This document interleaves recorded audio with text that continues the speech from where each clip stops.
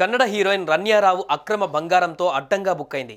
దాదాపు 14.8 కేజీల బంగారాన్ని అక్రమంగా తరలిస్తుండగా ఆమెని బెంగళూరు ఎయిర్పోర్టులో డిఆర్ఐ అధికారులు అదుపులోకి తీసుకున్నారు. దుబాయ్ నుంచి బంగారాన్ని తీసుకువస్తుండగా ఎయిర్పోర్టులో ఆమెను అరెస్టు చేశారు. కేవలం 15 రోజులలోనే రన్యారావు 4 సార్లు దుబాయ్ వెళ్లి వచ్చినట్లు అధికారులు గుర్తించారు. పక్కా ప్రణాళికతోనే రన్యారావును అదుపులోకి తీసుకున్నారు.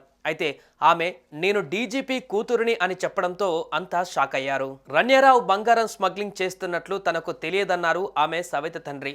రన్యారావు ఇంట్లో directorate of revenue intelligence DRI అధికారులు సోదాలు చేశారు.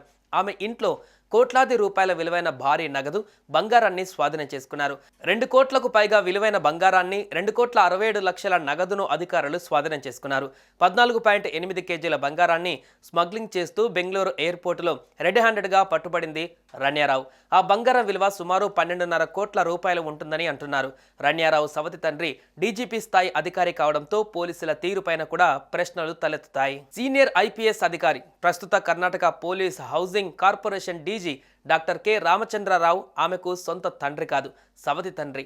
ఈ ఘటనపైన ఆయన స్పందిస్తూ 4 నెలల క్రితమే రన్య పెళ్లి చేసుకుందని, అప్పటి నుంచి ఇప్పటి వరకు తాను తమని కలవలేదని చెప్పారు. తాను గురించి కానీ తన భర్త చేసే వ్యాపారం గురించి కానీ తమకేమీ తెలియదని ఆయన చెబుతున్నారు. జరిగిన విషయం తెలిసి తామంతా షాక్ అయ్యామని, ఎంతో బాధపడ్డామని చెప్పారు. చట్టం తన పని తాను చేసుకుపోతుందని ఆయన అన్నారు. రన్యారావుది కర్ణాటకలోని చిక్కమంగళూరు, బెంగళూరులో స్టడీ కంప్లీట్ చేసింది. 2014లో ఆమె మాణిక్య చిత్రంలో ప్రముఖ హీరో కిచ్చా సుదీప్ సరసన శాండిల్వుడ్లో ఎంట్రీ ఇచ్చింది. ఈ మూవీని తెలుగులో ప్రభాస్ నటించిన మిర్చి చిత్రానికి రీమేక్గా కన్నడలో తెరకెక్కించారు. ఆ తర్వాత దాదాపు 2 ఏళ్ల తర్వాత విక్రమ్ ప్రభు సరసన వాఘాతో తమిళంలో అడుగుపెట్టింది. 2017లో యాక్షన్ కామెడీ చిత్రం పటాకీతో కన్నడలో రీఎంట్రీ ఇచ్చింది. తెలుగు సినిమా పటాస్కి రీమేక్గా ఈ సినిమా రూపొందించారు. ఈ చిత్రంలో కన్నడ నటుడు గణేష్తో స్క్రీన్ షేర్ చేసుకుంది. చివరిసారిగా పటాకీలో కనిపించిన రన్యారావు ఆ తర్వాత సినిమాలకు దూరమైంది. తాజాగా బంగారం తరలిస్తూ కస్టమ్స్ అధికారులకు పట్టుబడింది.